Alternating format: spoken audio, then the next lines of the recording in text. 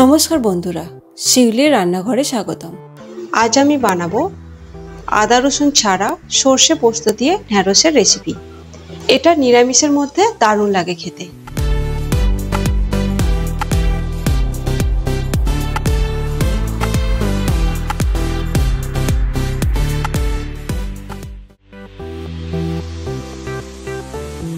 এই রেসিপিটার জন্য প্রথমে আমি ঢ্যাঁড়স নিয়ে নিয়েছি।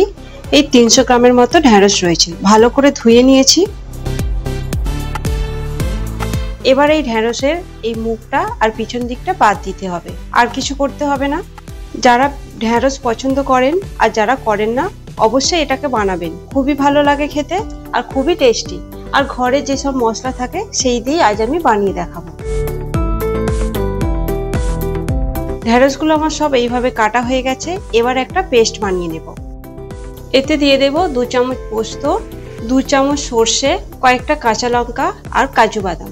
এবার সামান্য জল দিয়ে কিছুক্ষণ ভিজিয়ে রেখে দেব।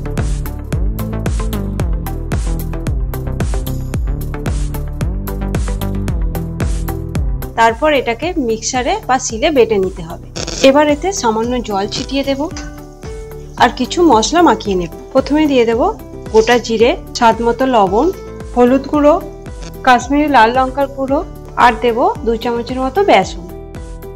ভালো করে মাখিয়ে নিতে হবে।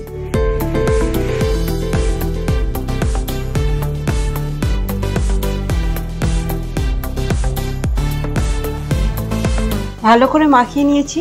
এবার আমি এইগুলোকে ভেজে নেব। কড়াটা একটু গরম করে সর্ষের তেল দিয়ে দেব। আজ আমি পুরোটা সর্ষের তেলে রান্না করে দেখাবো।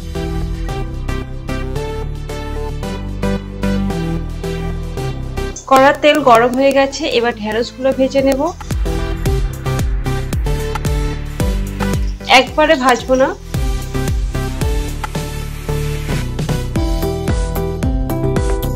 গ্যাসের আঁচটা লো টু মিডিয়ামে রেখে ভেজে নেব।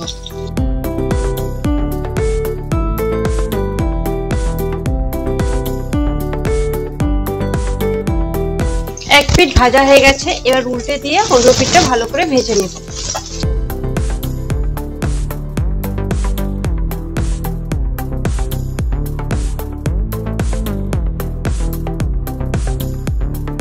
আমার ভাজা হয়ে গেছে, এবার তুলে নেব।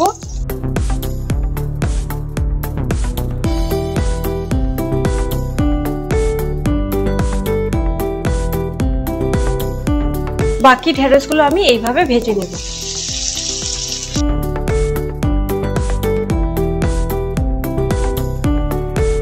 আমার এইগুলো ভাজা হয়ে গেছে, এবার তুলে নেব।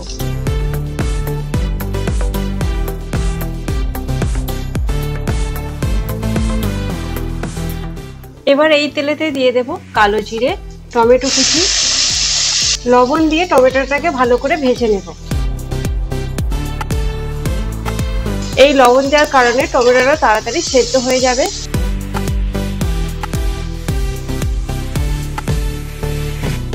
এবার এতে কিছু মশলা দিয়ে দেব।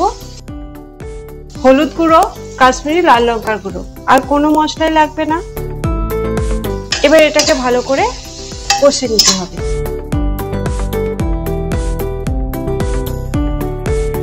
এবার যে পেস্টটা বানিয়েছিলাম সেটাও দিয়ে দেব। গ্যাসের আঁচটা এই সময় একদম কমিয়ে দিতে হবে।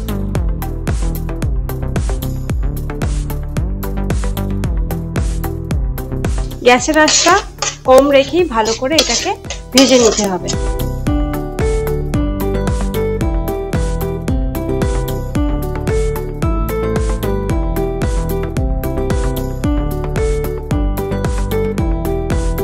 দেখুন তেল ছাড়তে শুরু করে দিয়েছে। এবার এতে দিয়ে দেব পরিমাণ মতো জল। গ্যাসের আঁচটা বাড়িয়ে দেব আর দিয়ে দেব সামান্য চিনি আর পরিমাণ মতো লবণ। ভালো করে মিশিয়ে নিচ্ছি।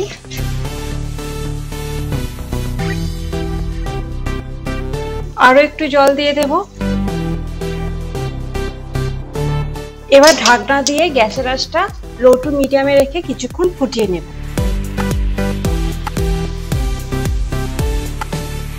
10 মিনিট পরে ফিরে এলাম।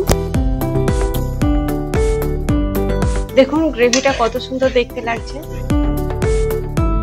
এবার ভেজে রাখা ঢেঁড়সগুলো দিয়ে দেব, একবার মিশিয়ে নেব।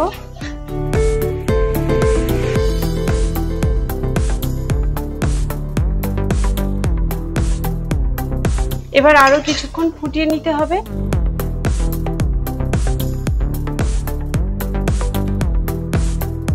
আমি 2-3 মিনিট ফুটিয়ে নিয়েছি, দেখুন কত সুন্দর দেখতে লাগছে। এবার এতে ছড়িয়ে দেব কাঁচা লঙ্কা কুচি। আমার ঢেঁড়সটা হয়ে গেছে, এবার নামিয়ে নেব।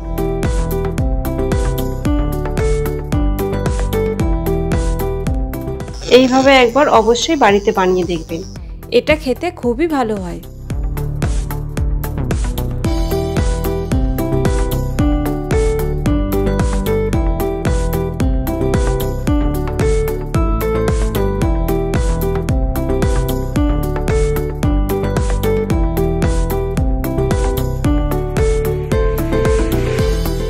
গরম ভাতের সাথে এটা খেতে অসাধারণ লাগে, একবার খেলে বারবার খেতে ইচ্ছা করবে। বাড়িতে অবশ্যই বানাবেন আর কমেন্ট করে জানাবেন ভিডিওটা কেমন হয়েছে।